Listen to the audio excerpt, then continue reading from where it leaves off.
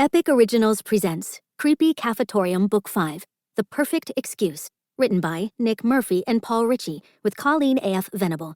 Illustrated by Anna Maria Young. Performed by Andrea Ems.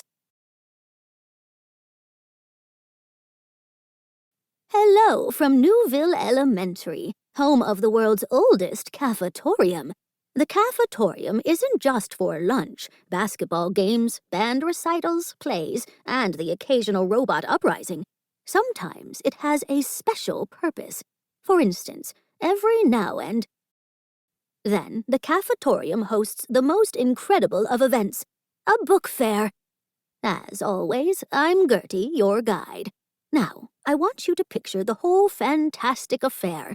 Walls of volumes on every subject your imagination can fathom.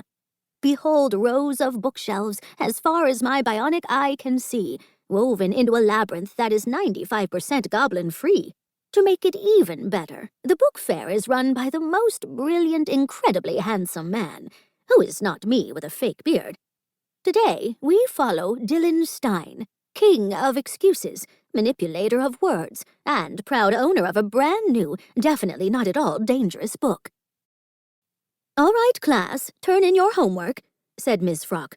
She stood at the front of the classroom under a giant banner that read, "Science, just the facts, please." Dylan jolted upright at his desk and pushed his shaggy brown hair out of his eyes. "Oh no, I did it again," he whispered to himself. Dylan had spent the entire night before on his phone, zapping aliens in his favorite video game. He had forgotten to do his homework, but he had totally obliterated his old high score, so that was something. "What am I gonna do?" he thought. "Gotta come up with a plan." The students around him shuffled papers and passed their homework forward. Margot tapped Dylan on the shoulder with a paint-stained hand and shyly passed him the stack. Dylan raised his hand. "Yes, Dylan?" asked Miss Frock. I need to go to the bathroom," Dylan said. Not his best excuse, but it would at least buy him some time. Ms. Frock sighed. "Fine, just don't get lost. Again." Dylan snatched the hall pass from Ms. Frock's hand. Sweet freedom. He slid each foot forward 1 inch at a time as he slouched toward the bathroom. There was no way he could get all of his homework done before he had to be back in class. Dylan needed the perfect excuse. "Ms. Frock, someone swapped my regular pen with one full of disappearing ink. I did my homework, but now the page is blank." Nah, she'd never believe that. Or maybe, "Hey, Ms. F, I was so excited to show you my homework, but a bird swooped down and stole it to build a nest for its adorable babies. And I couldn't kick them out of their home, right?" She wouldn't believe that one either. Maybe I should just tell the truth. Swip. Dylan's feet hit something slippery on the floor. He flung out his arms and spun in a perfect circle, just barely managing to grab the cafutorium door handle to avoid a butt landing. He was still holding on when his eyes met a large sign that read, "Newville Elementary Book Fair. Scary good deals." Dylan heard a noise behind him. He looked over his shoulder and saw custodian Gertie bent over her mop bucket in laughter. "Wow, look at you. I haven't seen a triple axel that smooth since the 1907 Olympics," Gertie said. Dylan gasped. "Wow, 1907? That was forever ago." "What? I meant 1970. Hey, look, the book fair just opened up. You beat the crowd. Go right in, and don't think about how old I am," Gertie said. Dylan slowly let go of the door handle, being careful not to slip again, and peeked into the cafutorium. I guess it wouldn't hurt to take a look before Miss Frock lectures me until my ears melt off and then gives me detention until I graduate. Gotta enjoy this freedom while I still have it, Dylan thought. He turned back to Gertie, but she was gone. "She's awfully stealthy for such an old lady," Dylan muttered. Dylan walked into the quiet cafutorium. The normal cafeteria tables had been replaced by giant bookshelves. They loomed on either side of him as he walked through the makeshift aisles of the fair. They had books about everything: a summer camp for mythical creatures, a ninja cat doing karate, even one about goofy aliens who sold pizza in space. Maybe they have a book about how to do your homework in half the time, Dylan thought. He wandered in a daze, imagining a homework-free life when a raspy voice pierced his daydream. "Hello there, young boy. What brings you to the book fair?" A short man in a black cloak emerged from behind what Dylan could only describe as definitely haunted furniture. "Cheese and crackers," Dylan screamed. Just trying to set a creepy mood for the fair. Scary, huh? The peculiar man said. Dylan shivered. This guy was weird. He looked a little like Gertie, but he had sideburns and a pointy beard that occasionally slid down his wrinkled face. Yeah, very scary. Well, gotta go. I hear my mom calling me for dinner, Dylan fibbed. The man pulled his beard back into place. It's 9:32 a.m., boy. You can't pull one over on old Julian Cheesecloth, mystical author and inventor of fine pranking products. Julian held out his hand, and Dylan shook it. Julian's fingers were cold and dripping wet. Dylan wiped his hand on his pants. Something smells like mop water, Dylan said. Forget about the water. How about I give you a special early bird deal? Here, 50% off this book that teaches you how to magically turn anyone's words into fart sounds. Julian held a floppy lime green book in front of Dylan's face. I can do that already, Dylan said, pulling out his phone. Impossible, Julian said. Not as good as... Julian's mouth moved, but Dylan's phone turned all the words into farts. Dylan laughed as he closed the fart mouth app. Julian's voice returned to normal. Impressive. You're an advanced prankster. How about this book? It will teach you the mystical art of teleportation. You could go anywhere. Dylan lifted his phone up to Julian's face. You mean like this app that does exactly that? I can take a selfie and put myself anywhere in the world. See? Now I'm in Zanzibar. Dylan held up the phone and showed Julian. Gah, phones, Julian said. Julian ducked behind his counter and rummaged through some boxes. He popped back up, hands hidden behind his back. Your phone has many fancy and farty apps, but can it help you make excuses to get out of anything? Dylan's eyes grew wide. He did not have an app like that. No way, Dylan said. Julian revealed a small notepad-like book. Every sheet on the thick pad of paper was printed with the words, Please excuse blank from blank because blank. Any excuse written on this pad will always work, Julian said. Dylan squinted. Nah, you're lying, Dylan said, trying to look disinterested but failing. Why would I lie to you? Asked Julian with a mysterious smile. Because you're trying to sell me something. What? I mean, I guess that is why I'm here, but never mind that. Just try it and you'll see. Dylan took the pad, thought for a moment, scribbled something down and showed it to Julian. It read, Please excuse Dylan from paying for this book because he doesn't have any money. Julian looked at the note. He smiled in admiration. Dylan waited for a snide remark from Julian, but it never came. Come to think of it, why don't you just go ahead and take it for $0? You did show me how impressive modern phones are.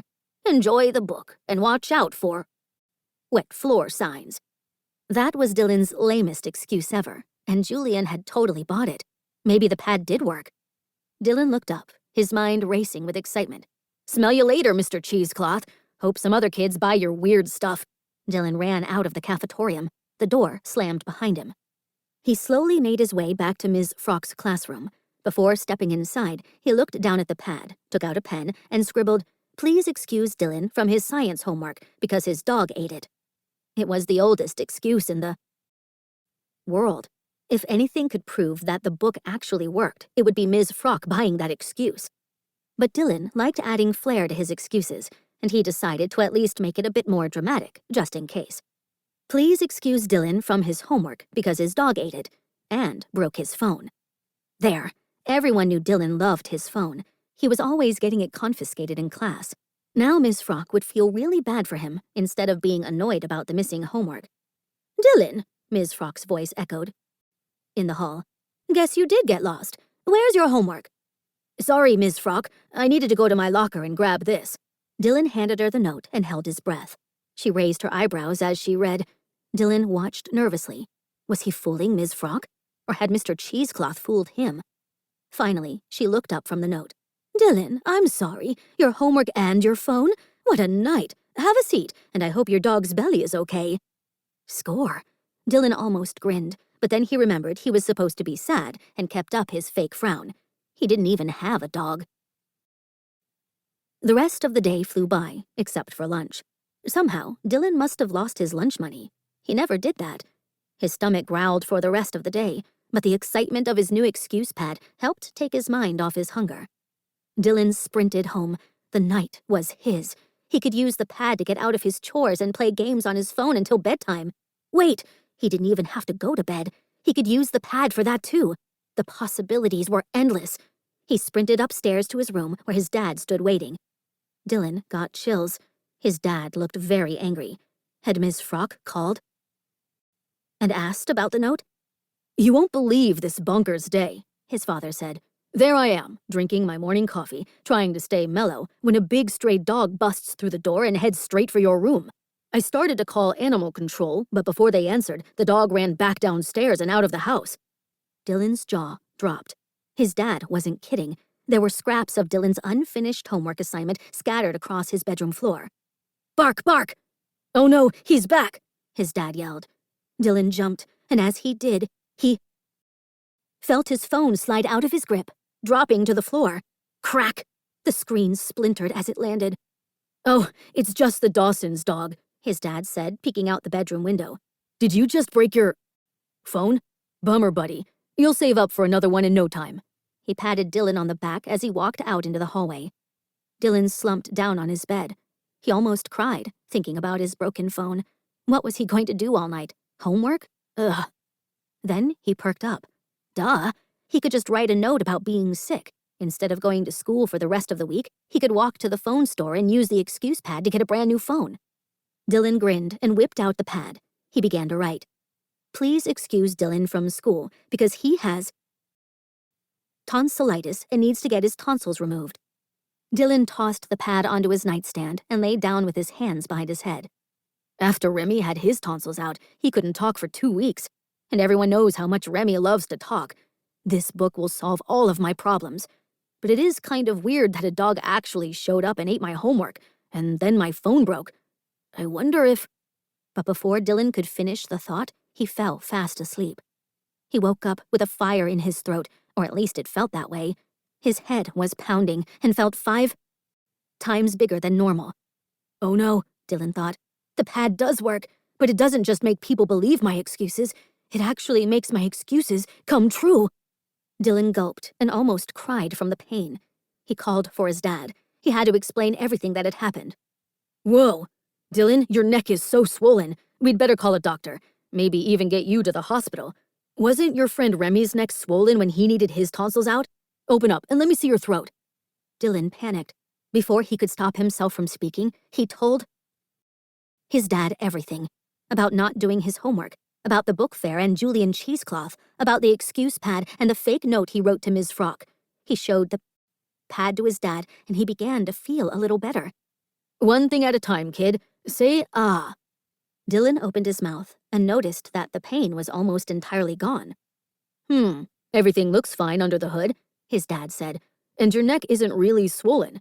Maybe it was just the light. Spend a little more time doing homework and a little less time dreaming up excuses. Dylan sighed. You're right. I should be honest. Maybe I'm just suffering from guilty conscientitis. Can you throw this away from me? Dylan handed his dad the excuse book. His dad kissed him on the head and walked out of the room with the pad in his hand. Dylan flopped back on his bed, feeling better than before. He'd spend the day cleaning his room. He'd even do his homework. The more he thought about the book, the more he realized his dad throwing it out wasn't enough. It needed to be destroyed. He snuck down into his dad's office. Dylan's dad was in the other room, talking to someone on the phone. The pad was right there on top of his dad's desk, not in the garbage can. He tiptoed over and grabbed it, heading directly for his dad's paper shredder. Dylan gasped. Right next to the shredder was his dad's scanner, and a page from the excuse pad was hanging out of it. Dylan pulled it out and looked at the note. In his dad's handwriting it said, "Please excuse Ted and his family from the company picnic because they all have a stomach bug." No! Dylan let out a wail, and then he heard a noise. It wasn't coming from his phone.